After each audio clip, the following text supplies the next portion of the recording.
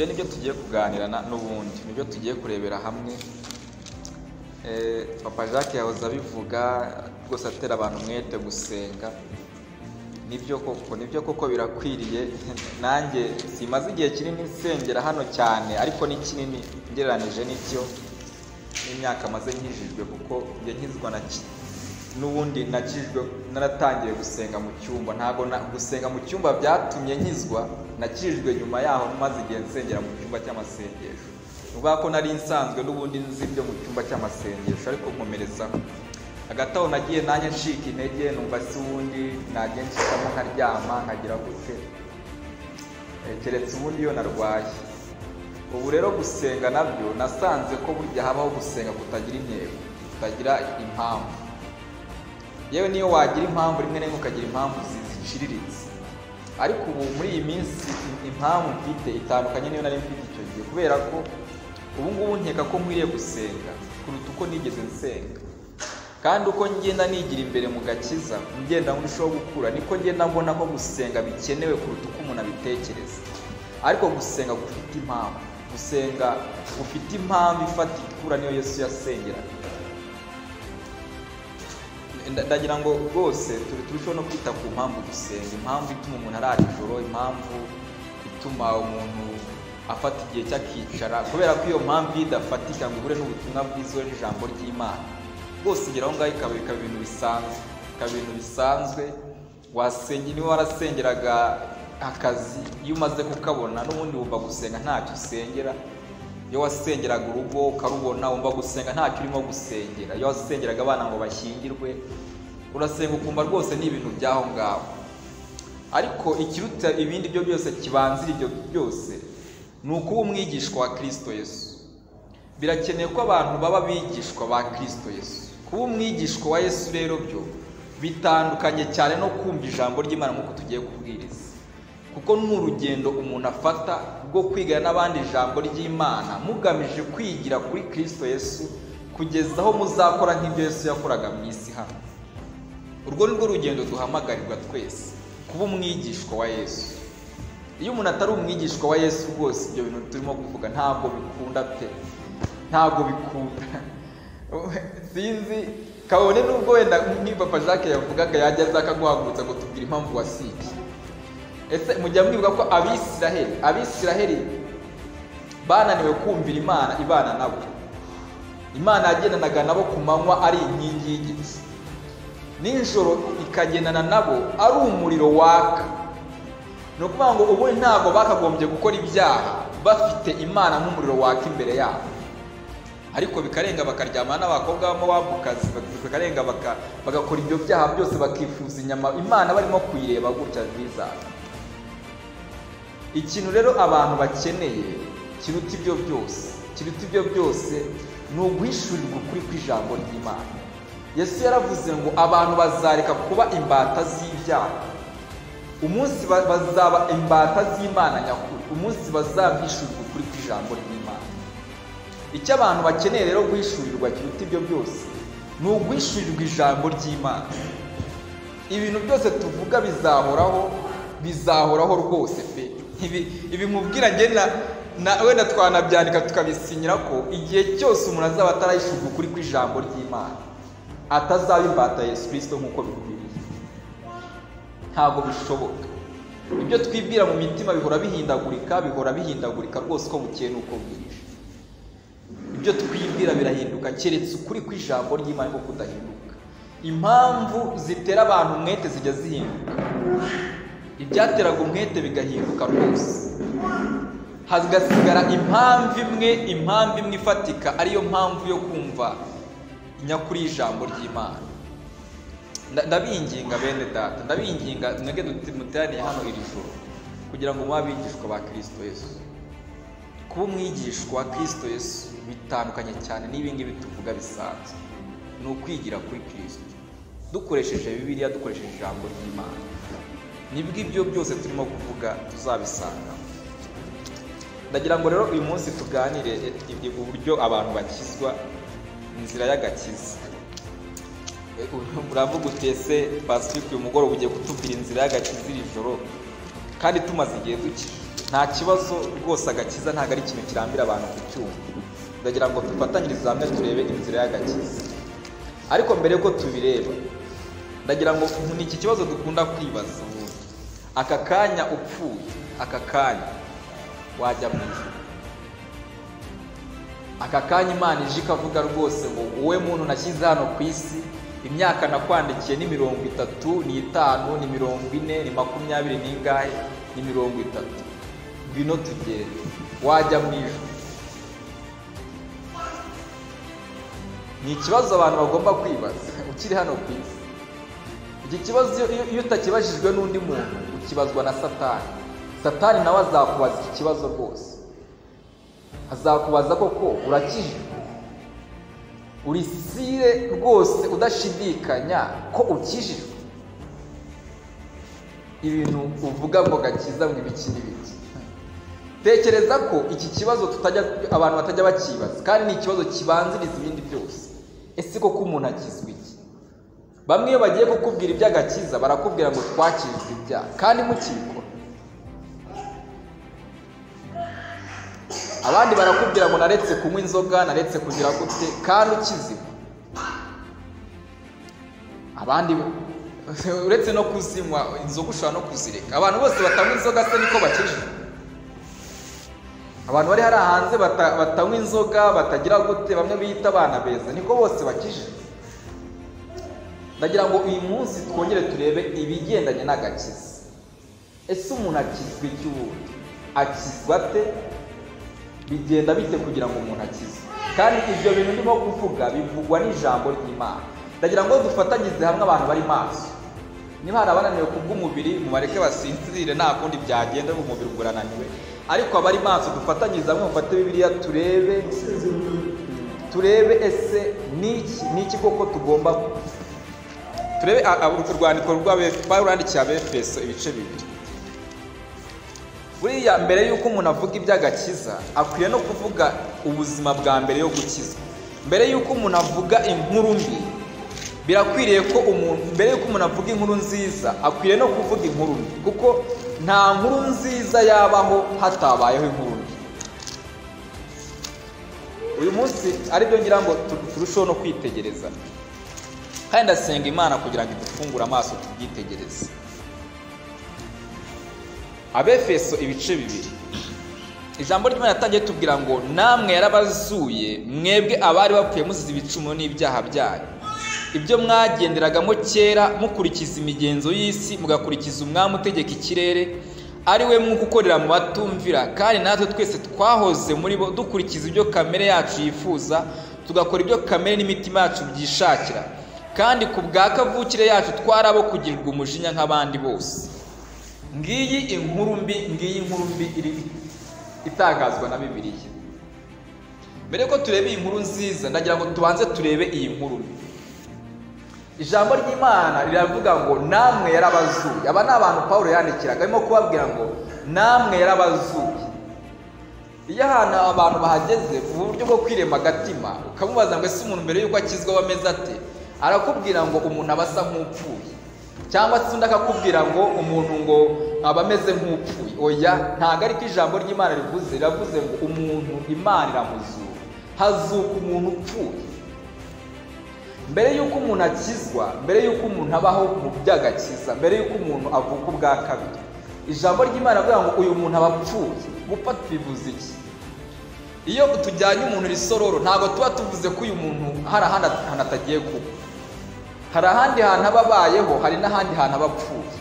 Ni ukuvuga ngo kuri twebwe ku isi uyu muntu aba apfuye, aba atandukanye natwe. Ariko niba agiye ikuzimu, uyu muntu aba abayeho ikuzimu. Niba agiye mu ijuru aba abonye undi muntu abayeho. Ariko ijambo ry'Imana riratubwira ngo natwe Imana yaratuzuye, izura umuntu utandukanye n'Imana. Ni ukuvuga ngo umuntu muri Adamu, uwo muntu yatandukanye n'Imana arapfa. Iyo mwakavuze ngo ibyo bintu byari bigarukiye aho ngaho, ibyo bintu ntabwo bigarukiye aho ngaho gutandukana n'Imana, kubera ko gutandukana n'Imana hari ubundi buzima bukomerezaho. Ijambo ry'Imana riravuze ngo mwebwe abari bapfuye muzize ibicumuro n'ibyaha byanyu. Nubwo umuntu yapfuye muri Adamu, ariko ngo ibyo byaha ni ibye. Kubera iki bihinduka ibyaha bye? kubera ko uyu muntu umunsi Imana yaremaga Adamu n'uyu muntu yari ahari. Ubwo Imana yaremaga Adamu yamuremye nk'umuntu umwe uzakomokamo n'abantu bose. Uwo muntu rero yari ahari. Ikintu gikurikiyeho nuko agiye kubaho nka Adamu. Muzi ikintu kiriho, umuntu yumvise inkuru yo muri Adamu ahita akubwira ngo uzi ikintu ahita avuga ngo ibyo Adamu yadukoreye, ngo Adamu ibintu yadukoreye ngo adutandukanya n'Imana. Buriya rero icyaha cya Adamu kiroroshye kuruta icyaha cy'umuntu w'uyu munsi, kubera ko Adamu yabikoze ari uwa mbere. Ariko dore ikintu kiriho nuko abantu ibintu Adamu yakoze ari byo byo kutumvira Imana. Imana yarenze ikabyandika mu ijambo ryayo, ikabyandika muri Bibiliya. Umuntu akarenga agasoma Bibiliya, yamara kuyisoma agakora nk'ibyo Adamu yakoze cyangwa akanamurenza, azi iby'Imana yanga n'iby'ukuri. Ikintu giteye ubwoba, Imana nk'umucamanza utabera umva izakorera iki uwo muntu. Niba Imana yaravuze ngo nahannye Adamu, Imana ikavuga ngo nahannye Isiraheli, Imana ikavuga ngo nahannye Sodomu na Gomora kubera ko batanyumvira. Uyu munsi umuntu uvutse uyu munsi bakamubwira ngo abo bantu Imana yarabahannye, n'uyu munsi igihana abantu, n'ubu uyu munsi Imana iracyahana abantu. Mwumva Imana izakorera iki umuntu w'uyu munsi? Ni inkuru mbi abantu tudatekereza uyu munsi. Imana nk'umucamanza utabera icira abari mu isi bose urubanza, ari abariho n'abazabaho. Uyu munsi abantu bose bigometse n'abazigomeka ku Mana bafite urubanza rumwe n'Adamu kubera ko ni umuntu umwe. Ikintu kigaragaza ko bacumuye umunsi Adamu yacumuraga ni ukubera ko nabo babayeho ubuzima nk'ubwo Adamu yabayeho. Ariko Imana ivuga ngo ibicumuro n'ibyaha byayo. Ngo noneho dutekereze ku ikintu gikurikiraho, ibintu bikurikiye ubuzima buranguye umuntu. Ngo ibyo mwagenderagamo kera mukurikiza imigenzo y'isi, mugakurikiza umwami utegeka ikirere. Iyo umuntu ataravuka ubwa kabiri, ikintu kimuranga, ishusho imuranga, ngo nuko uyu muntu ngo akurikiza imigenzo y'isi, ibyo bita amahame y'isi. Iyi si ifite uburyo ikora ibintu byayo, iyi si ifite uburyo itangamo akazi, ifite uburyo ukabona uhereye ku mufundi n'umuyede ukageza kuri minisitiri. Isi ifite uburyo amahame yayo yo gutanga akazi ameze. Umufundi we baramubwira bati wegera ntabwo tuzi aho unywera. Uko niko abafundi babaha akazi. N'abandi n'amahame menshi. Urubyiruko rufite ukuntu uyu munsi rubaye. Barakubaza bati ni gute ukorana n'umuntu mukamara umwaka mutararyamana, ubu uri muzima? Ni byinshi wabirondora amahame y'isi. Ujya kubaza umukurambere ubundi ibintu byakomeye, ufite ukuntu ujya kubaza abakurambere, abantu bafite ukuntu bakora n'izindi mbaraga.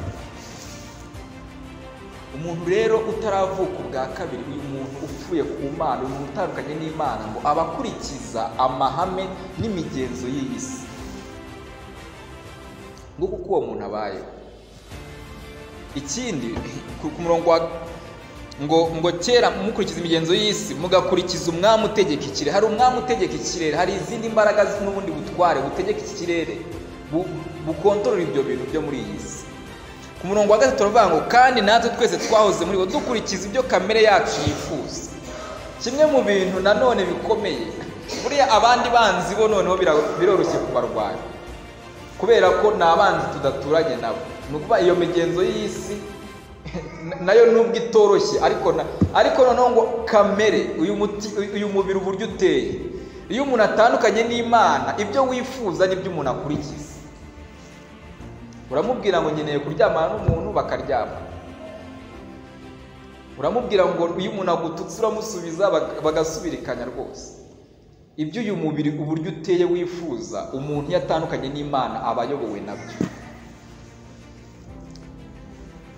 Ngo tugakora ibyo kamere yacu yifuza n'ibyishakira, kandi ku bwa kavukire yacu twarabo kugirirwa umujinya nk'abandi bose. Umuntu agirirwa umujinya n'Imana ryari? Dukurikije ijambo ry'Imana hano uko ritubwira, ku bwa kavukire yacu. Ku bwa kavukire yacu twari abantu bo kugirirwa umujinya nk'abandi bose. Ubundi turabyitiranya. Uburyo tubyitiranya, tuzi ko ngo umuntu ahinduka umunyabyaha kubera ko yakoze ibyaha. oya, ntabwo ari ijambo ry'Imana rivuga. Umuntu ni umunyabyaha ku bwa kavukire. Umunsi umuntu agera muri iyi si bakavuze bati haje undi munyabyaha, haje undi Adamu uvukiye muri iyi si. Imbwa ntabwo irya amagufwa menshi, ngo nimara kurya amagufwa menshi tubara mu mabara amagufwa yariye, niturangiza tuyita imbwa. Reka kubera ko ari imbwa irya amagufwa. Umuntu ntabwo tumwita umunyabyaha kubera ibyaha yakoze, ahubwo kubera ko ari umunyabyaha niyo mpamvu akora ibyaha. Ingurube, ufashe uyu munsi ingurube niba muzizi, ndamuhenda mukenkeka muzizi. Ingurube uyiziritse, warangiza ukazana ipura yo muri Marriott Hotel ukayishyira hano, warangiza ukagenda ugafata isayo n'ibiziba n'ibindi bintu byose ukabishyira hano, ukarangiza ukarekura ingurube ku kagozi. Ntabwo yirukankira umuhumuro wo muri Marriott Hotel. Ni ingurube, kamere yayo ijya mu isayo, izirukankira isayo kubera ko niko kamero kayo. Ibi ni by'Imana yasobanuraga abantu rero ubwo yashaka kubasobanurira Abisiraheli, ibabwira imirongo ngenderwaho y'Imana, ntibashobora kuyumvira kubera ko icyaha akamero kabo kari ak'abanyabyaha. Byari bikenewe, nibyo Yesu yavugaga ngo ntabwo umuntu ashobora kubona ubwami bw'Imana ataravuka ubwa kabiri. Ntibishoboka.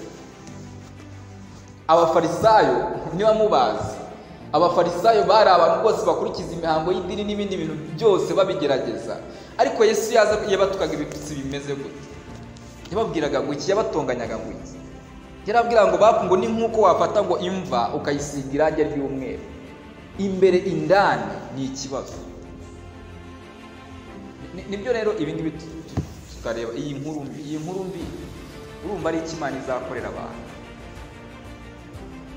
Buriya imbunda zose ni imbunda, yaba imbunda iriho siransiye ni kwa kundi bafata imbunda bakayishyira akantu gatumira zidashakuje, indi ikarasa isakuza. Buriya umunyabyaha uri muri korodoro,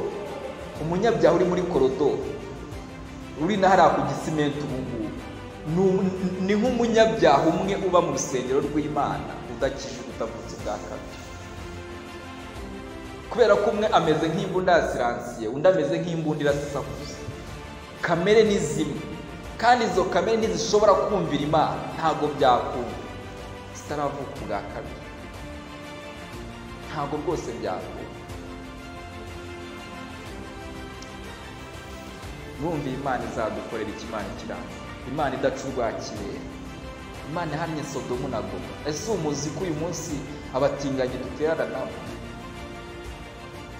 Murabizi ko no mu itorero bahari abana, wababwira uburyo abana bishwe n'ubusambanyi, ntabwo mushobora kubitekereza, ariko twe twirwana nabo turabizi. Nibyo byifuzo birirwa bandika, kureba porunogarafi n'iki. Kuba mu rusengero ntibivuze ko rwose iyo kamere yacitse. Kamere reka tuze turebe uburyo ivaho. Ndagira ngo turebe uyu murimo w'Imana, icyo Imana ikora kugira ngo uyu muntu azuke, kugira ngo uyu muntu abeho, abe umukiranutsi. Umurongo wa 4 uravuga ngo ariko Imana kuko ari umutunzi w'imbabazi yaduhinduranye bazima na Kristo kubw'urukundo rwinshi yadukunze, ubwo twari dupfuye tuzi ibicumuro byacu, ubuntu nibwo bwabakijije. Nuko ituzurana nawe, itwicaranya nawe mu ijuru mu buryo bw'umwuka, turi muri Kristo Yesu. Dore umurimo w'Imana rero, byari bikenewe ko Kristo aza.